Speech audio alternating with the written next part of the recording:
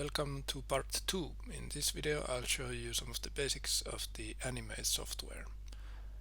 Animate is a software by Adobe in the same series as Photoshop, Illustrator, After Effects and so on. Animate is much less famous and popular than these other products, but I want to show you that it's still a great tool for making animations and worth learning. There is another 2D animation software that has become popular, especially in the game industry. It's called Spine. But there is a reason why I prefer Animate over Spine and why I think there is a place for Animate on your computer too. So a few special things about Animate. Number one, it has drawing tools built in, while Spine does not. So you can draw your animations directly onto your canvas in Animate, whereas with Spine the workflow is to create the drawings elsewhere and then import them to Spine. Number two, Animate by default uses vector graphics instead of bitmaps or pixels. So everything you draw in Animate is basically infinitely scalable. You don't have to worry about image resolution. If you don't know about the difference between vector and pixel technology, I recommend you look into it. And number three, Animate allows you to export in many different formats, including JSON, which is the same as Spine, and actually JSON exporting is one of the main reasons why many people like to use Spine in the first place. JSON is kind of an alternative technology to traditional sprite sheets, and it's especially useful for making animations run on low-end devices like mobile phones. Okay, and here we have Animate open and a new document has been created. If you want to make a new document, just go to File, New, and a window like this will open up with some options. Now remember that we are going to be working with vector graphics, so the canvas size or the stage size doesn't really matter so much. You don't have to max it out to 4K or anything. Even 640 by 480 can be fine. And frame rate, 24 frames per second is kind of a film industry standard, I suppose, and 60 frames is more suitable for computer animations, so I recommend you go with 60. And if you want to change this later, you can just go to Modify and Document, and there you have some of the same options. And taking a look at the UI real quick, if you just freshly installed Animate, then you might be looking at a bunch of panels and windows everywhere. Personally, I like a minimal workspace, so all the unnecessary stuff is out. Properties and library here on the right side. I recommend you keep these. These are very important things to have on the screen. Looking over to the left, there's a pretty standard selection of tools, from free transform to selections to brushes and shapes, text tool, eraser, paint bucket, and so on. And here in the bottom we have the timeline. Now this is a very important area here. This is where you will be doing most of the work when you're animating. So right now we have just one layer here. If you want to make more, just click on the plus button and you're making more layers right away. And if you are familiar with Photoshop or things like that, you know that layers are good for if you want to have a lot of independent things going on at the same time. Just separate them all to different layers and you're good to go. And here on layer 1 we have the first frame that has been created by default. Now it is a blank keyframe, looks like that. And if I go here with the brush tool and just make a whatever squiggly line here, you will see that now the frame 1 has been, the icon has changed. There's something inside the frame now, it's not blank anymore. And since we are working with 60 frames per second, that means that if we want to make a 1 second long animation, then we should make frames all the way up to here to frame number 60. So when it's played back, it will take 1 second. So how it works to make a frame by frame animation, just create another keyframe right here next to it, right click, and you can either convert the blank keyframes if you want to create a totally new drawing, or insert keyframe if you want to kind of clone the previous drawing like this and then just add something to it. Let's add some more of this line over here, and then just create another one right after that. So the third frame, it's going to be even longer line, and this is basically how you create a sequence. Now of course at 60 frames per second playback, 3 frames is gonna go by in a blink of an eye. It's way too fast. So maybe let's divide this up to like this, just dragging and dropping on the timeline. So now you see that the keyframe is here on position 1, and these gray frames, they are just playing back the same frame, so nothing is changing, but just this frame 1 is being kept on the screen. And I moved the second keyframe over to frame number 10, so on the 10th frame it will change to a different drawing, and then hold that for about 10 frames, and then again on frame number 20 it will change to a new frame. And let's create insert frame over there, so now it will also play that back for 10 frames. And actually let's just keep going, create another frame and continue the line. Here on frame number 40, let's make one more. There we go. And we want the last frame to also last 10 frames. So there we go. We made animation with 5 separate drawings, I guess. So that's how frame by frame essentially works. And if you want to play this back, just press Ctrl Enter and it will render it in a new window. So here you can see it playing back in the 60 FPS speed. And a few shortcut keys that are going to be useful for you. First of all, moving left and right, back and forward on the timeline, you should use the dot key and the comma key. This jumps 1 frame ahead or 1 frame back. And if you're coming from Photoshop, you might expect that the free transform is Ctrl T, but actually it's not in Animate for some reason. It is actually Q button. So when you have a frame selected, you press Q and you enter this free transform mode, where you are free to just change the shape of your drawing. And now if I want to, let's say, take this animation and make it a bit smaller and maybe move it to the left or something, well, you might think that just select all the frames like this and drag it and resize, but actually what happens is that is just editing the 1 frame that is active at the moment. So the first frame got resized and moved, but all the other ones are still like this. So actually let me undo that. And what you need to do to edit all of these frames at the same time is go over here to edit multiple frames. So you click that on, and now you are in the multiple frame edit mode. And here you can set the range of how many frames you are editing. Just max it out to like this, and then choose all of the frames. And now you have all of them available for editing. So if I want to resize, I just do this. If I want to move it a bit to the left, like this, and you should see, hang on, let me take the multiple frame editing mode off, and there we go. All of the frames have been resized and moved. And now there's another way to make animations besides the frame by frame, and it's called tweening, and I'll show you how to do that right now. Let me just clear this. So if I want to remove these drawings, these frames, I can go to clear keyframe, and now only the first one is left. And let me move that back to the center like this.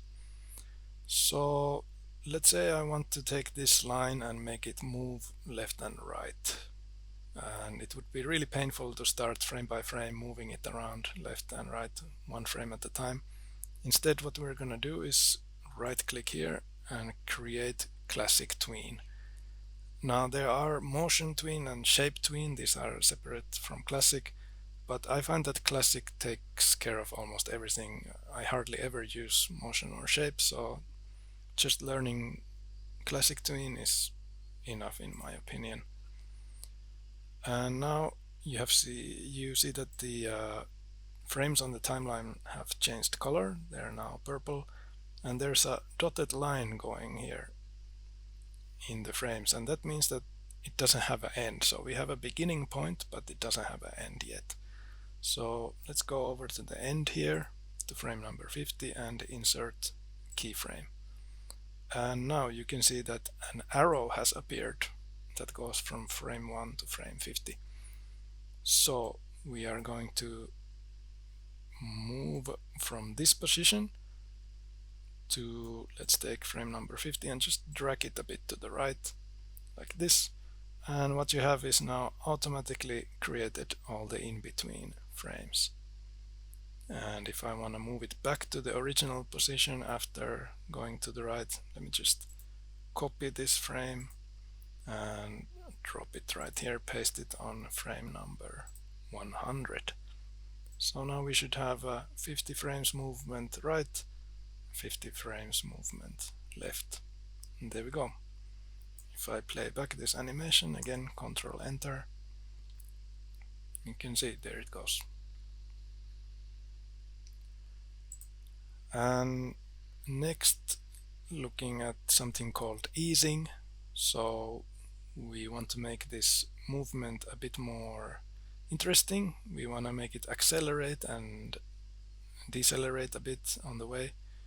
So just select any frame from within the tween like this, and over here now in the properties panel you see under tweening effect there's this pen image. Just click on that, edit easing, and a graph like this will appear. Now if we want to give it a bit of a slow start, just drag some of these, and let's also give it a slow stop. So now we have a slow acceleration, then it reaches maximum velocity somewhere in the middle, and then slows down toward the end. Save and apply that, and if I just drag the timeline a bit, you can see what's going on already. So it's doing a slight acceleration and a slowdown. Now of course the other part coming back is still going to be a constant rate of movement, so let me click that as well. From properties, the pen, and let's add a bit different kind of curve here. So we have let's see how that's gonna look. Okay, and play it back, and there we go. That's how you use tweens to create very simple but very effective movements. And next I'm going to show you about symbols, so let me just delete these. Go over to the library panel over here. We have our old tween. I can also remove that for now. Delete. And now what I'm going to do is I'm going to create a new symbol. Now symbols are things that can hold within them animations and even other symbols. So let me show you what that's about. Clicking here, new symbol, and name of the symbol can be symbol 1, that is fine. And here let's draw another animation. Now we are now inside the symbol. This is a different kind of a view. If I want to return to the main view, just go over here to the arrow, click that, and we are back to the regular mode. But again, here in the library you click that symbol and edit, and we are now editing the symbol. And I'm gonna make an animation here inside the symbol, maybe some kind of a ball that is spinning. So let me start by drawing one ball over here, and 5 frames forward I'm gonna make another frame, this time a blank keyframe. Now to help me with this, there's a tool called onion skin over here. You can enable by clicking this, and it kind of creates a ghost image of the previous frame. So now I'm actually on a blank frame, but I see the ghost of the previous frame. So I know that the next ball, if I want to make a spinning ball, I should draw it somewhere like here. And then again 5 frames forward, make a blank keyframe, and I see where the previous frame is. And just by dragging this slider over here, I can also see way back to the previous frame. And just create a few more steps, just blank keyframe and draw the next one. Actually see where it's ending. Okay, I have to maybe one more, and let's make it last about 5 frames. Disable onion skin, and there we go, we have made a spinning ball. And now going back to the main view, clicking the arrow here, and now what I'm gonna do is I'm gonna grab from the library symbol 1 and drop it onto the stage like this. And now if I play it back, you will see a spinning ball like that. But what's great about this is now I can apply a tween to the symbol. So let me go ahead and click on the timeline and create classic tween. And I'm gonna make this animation also do a side-to-side movement. Let's create 1 and 2, there we go. So from frame number 1 all the way to frame 50, it's gonna move a bit to the right and then back to the original position. So right now when I'm dragging the timeline back and forward, it doesn't show me what's inside, what's happening inside the symbol. It only shows me the first frame. But trust me, there is a spinning ball that's happening inside there. So now let me press Ctrl Enter and we should see, yeah. So it's a symbol which has the animation frame by frame, but then the symbol is being moved with a tween. So you can just stack them and create all kinds of effects like this. And even if I go to, let's see, edit this symbol again like this, you can see here is our spinning ball. I'm gonna actually add another symbol inside this symbol. So how I'm gonna do that is just quickly make one more symbol, symbol 2 this time, and currently it is blank, we are inside symbol 2 now, and just to make it stand out a bit, I'm gonna make a red line animation. So this one is gonna be a line frame by frame, and let me enable onion skin once more, and this line is gonna also be making some kind of a loop, just adding 1 frame at a time, and I'm leaving 5 frames in between so that the playback speed will be about right. And let's see here, our last frame is like this, and that's a looping red line that we have now as a symbol 2.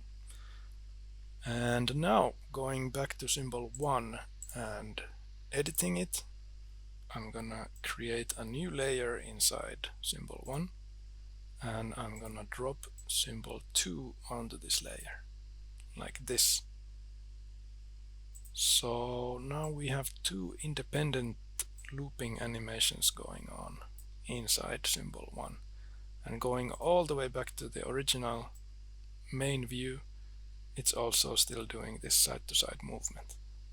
So let's play this back. There we go. So if you keep stacking symbols and kind of symbols inside symbols, you can create all kinds of weird stuff with that.